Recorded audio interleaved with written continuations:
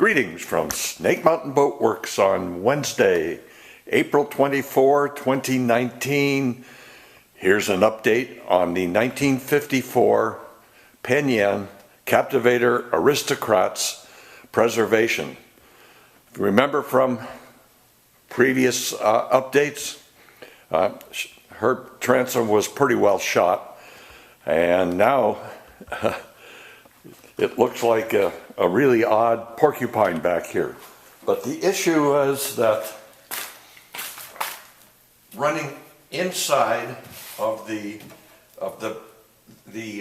bottom and top side planks was a thin strip of mahogany that ran all the way around and was pretty well rotted.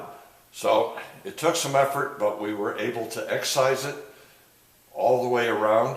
We then steam bent a new strip for each radius and used 3M 5200 adhesive to put it all together.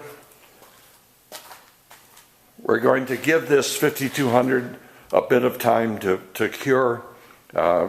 It's been sitting for about 48 hours now since we were able to install it. We have the new transom plank ready to install. And as you can see, before we assembled the frames and the back plank, we completely finished the inside of this new transom, because doing so with the transom in place is just a fool's errand. At the same time, I think in the most recent update, you saw me slathering the bottom of the boat, well, not really the bottom, but the seams with Jamestown's TotalBoat Thixo Flex, which is a material that is competing with Interlux's seam compound and has a series of, I think, very substantial advantages over that seam compound. One, installing it with a putty knife and a caulking gun is very easy and very straightforward.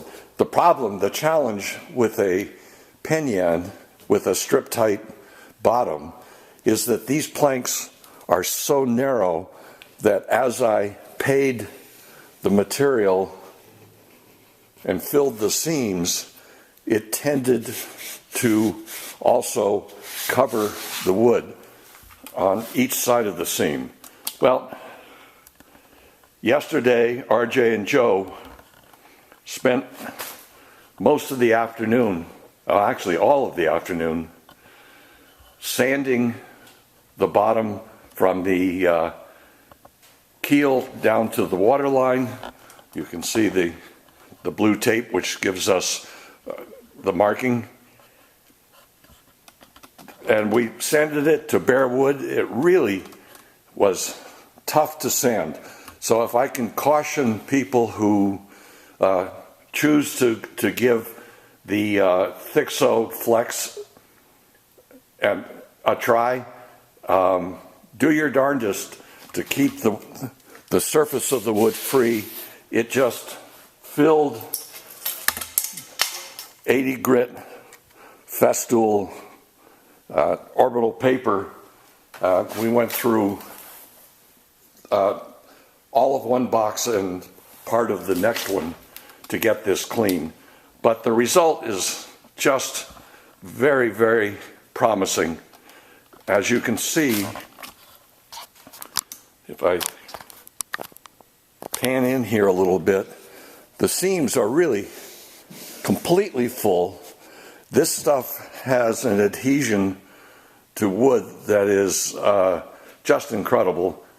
It remains flexible. So as this bottom, even though we will seal it with clear penetrating epoxy sealer, wood is wood, and it's still going to move a little bit. This material will move with it and not be tearing from the seam edges on both sides.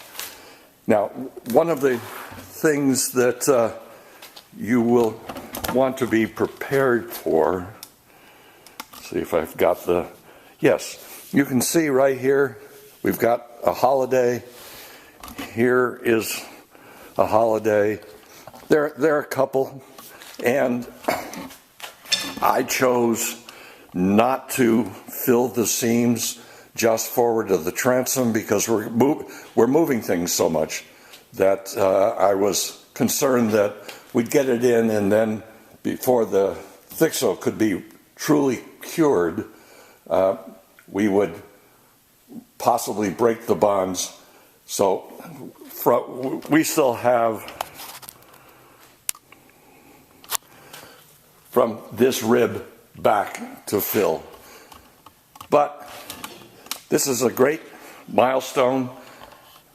The bottom of this boat, which is always a real challenge with strip-tight hulls, is really sealed extremely tightly. It'll stay this way for years and years. It should be dry. Time will tell when we drop her in the water later this summer. But right now, it's looking very promising. As we put the transom plate blank in place, we'll be doing follow-up videos and keep you abreast of our progress on the 1954 Penn Yan Captivator Aristocrat Preservation Project. Thank you so much. Bye-bye for now from Snake Mountain Boat Works.